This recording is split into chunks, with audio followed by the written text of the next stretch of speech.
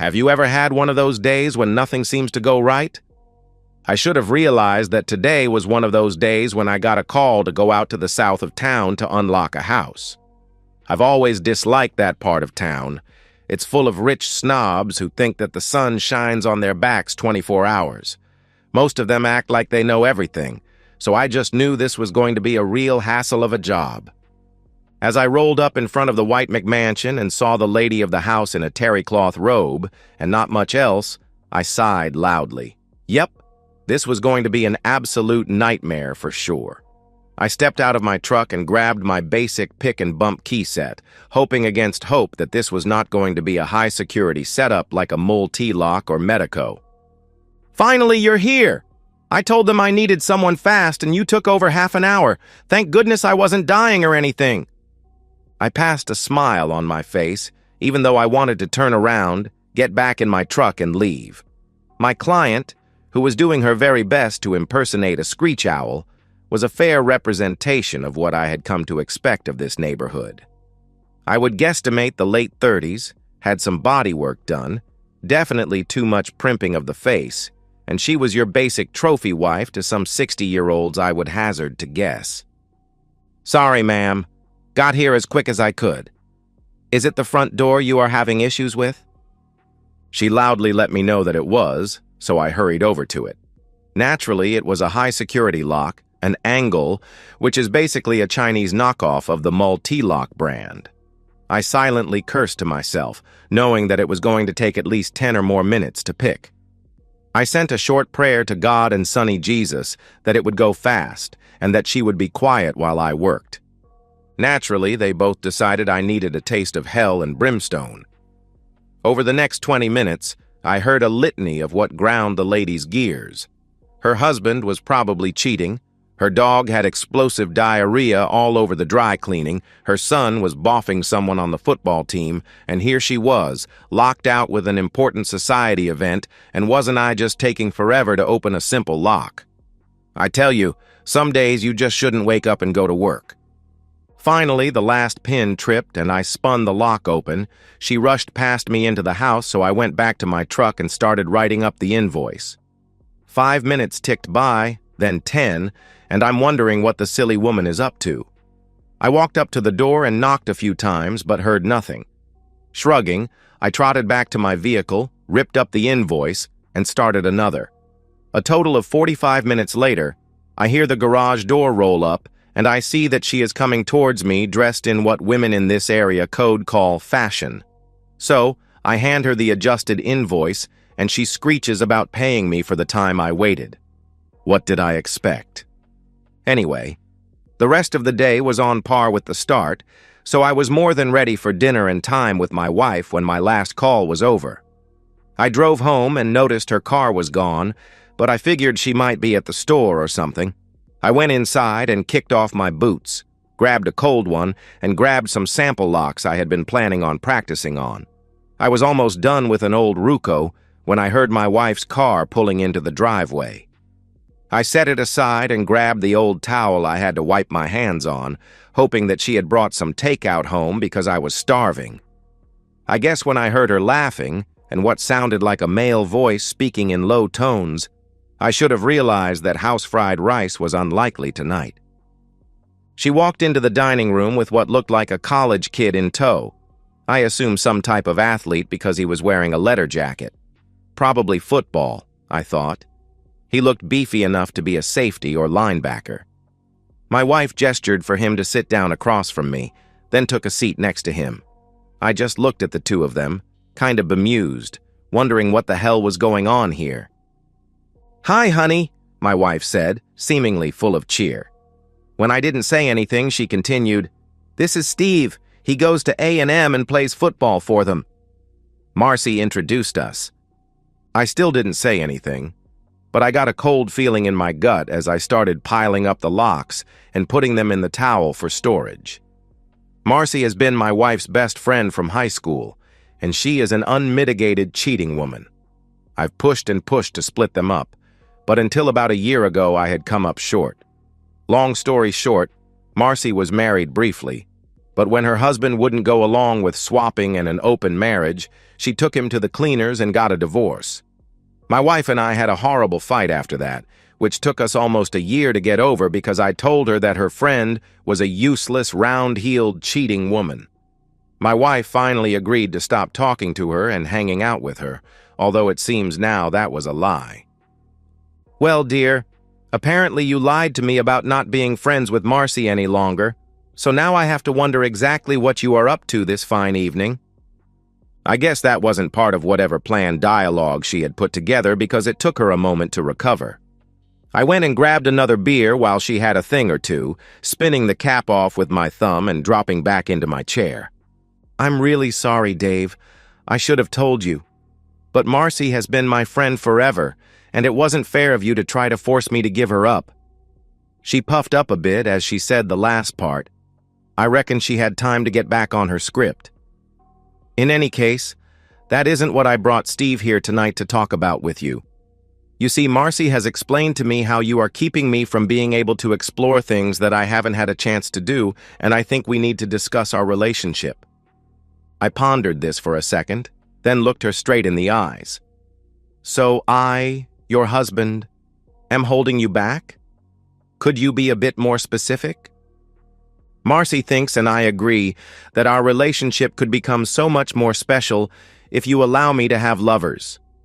She said that you would enjoy seeing a younger, stronger man take me in front of you, that it would make you more excited afterwards. I see. So Marcy, a cheating woman who took everything from her husband when he wouldn't agree to a similar plan, persuaded you that I would go for this idea willingly. She nodded happily, thinking that everything was right. Well, I'm sad to say that Marcy was wrong, my loving wife. I can only assume Steve here is supposed to be the one you are going to put the horns on me with, but I've got a spot of bad news. You see, I don't agree to this, and I'm afraid I am going to have to ask Steve to leave. I paused for a second. Now, you can stay or leave with him, as I don't really give a damn one way or the other. If you stay, though, we are going to have a nice long talk about whether or not we are getting a divorce or if you are going to give up your stupid friend. Steve apparently decided that since my wife appeared to be in complete shock, it was now his time to assert himself. Look, dude, I'm going to be with your wife tonight. Now you can either sit back and accept it, stay quiet, or I can break your damn arms and make you clean me up before I move from one place to another. I chuckled. Steve, let me tell you something. Now, I ain't some ex-Navy SEAL or Special Forces guy, but your idea of fighting is probably beating up on kids at school or in a bar. This isn't going to be that type of fight. Now, you can come around the table towards me, and the first thing I am going to do is take this towel that I've bundled all these nice locks into, and I am going to try to injure you. Like, seriously injure you. And if that doesn't work, I'm going for anything else I can get my hands on, such as those knives on the magnetic strip behind me in the kitchen. I smiled at the look on his face. There is always the possibility that you will still beat the hell out of me, but be perfectly clear on this one fact. I am going to keep getting up and coming at you with anything that can mess up your nice football career until you put me down and out. And Steve, putting someone down and all the way out is usually close to killing them. So you might beat me down and end up doing a stretch in prison where your rugged good looks will make you plenty of friends in the showers. I set down my beer and laid my hand on the towel. So I guess what you have to ask yourself is my loving, sweet wife worth losing your career or freedom over? I guess in the end it wasn't, because he turned and walked towards the door, slamming it behind him. I got up and locked the deadbolt, shaking a bit from the adrenaline coursing through me from the possible fight. I turned around and went back into the dining room and sat down, looking at my wife. So, I guess this is when you decide if you are leaving with him or calling your friend and seeing if she will let you stay with her until the divorce is over. But Dave, I don't want a divorce. I love you. This was for us, she wailed. I reached over and patted her hand. Sorry, dearest, you don't get to make those decisions anymore. She was crying and choking back snot, so I reached over into her purse and got her phone. I looked through her contact list until I found Marcy's middle name. Apparently, this was supposed to fool me, but I knew her full name from when she had her husband served. He had come to our and commiserated over some beers, telling me to watch out for Marcy's influence on my wife. Apparently, I had messed that up. Go team me. I waited for Marcy to pick up, counting the rings. A silky voice came on the line. "So, how did Dave like watching Steve with you?" I snorted. "Sorry, the wife is a bit distressed at the moment. Steve decided that he preferred not having broken joints, so he left. I need you to come pick up your fellow cheating woman and take her home with you until we sort out our divorce." I clicked end on the phone and tossed it back into my wife's purse. As I walked into the kitchen to grab some garbage bags, I looked at my soon-to-be ex-wife, and then to the sky. I just knew this was going to be a bad day. 6 months later, I was finishing up another job in that same snobby neighborhood. Different house this time, but the same type of client, another trophy wife locked out of her McMansion. At least this one had the decency to be dressed and wasn't sharing her life story. As I packed up my tools, I couldn't help but smile at the irony. Here I was, still unlocking doors for a living, while my own life had finally locked into place. The divorce had been quick, all things considered. Marcy had convinced my ex to go for the jugular, but her lawyer hadn't counted on me having recordings of their little arrangement with Steve. Amazing what a phone can catch when it's recording in your shirt pocket. I'd moved into a smaller place closer to downtown, where the calls were more frequent and the tips were better. The apartment above my new shop wasn't much, but it was mine. No more listening to stories about society events or football players with wandering hands. The funny thing about locks is that they're pretty straightforward. Either they're secure or they're not. There's no gray area, no maybe when it comes to a deadbolt. Marriages, though, those are trickier. Sometimes you don't realize how loose the pins are until the whole thing falls apart in your hands. Last I heard, my ex was still living with Marcy, though not by choice anymore. Turns out most of her friends sided with me when the story got out. The wives in her social circle didn't take kindly to the idea that Marcy was introducing college athletes to their social set. Funny how fast someone can go from social butterfly to social pariah.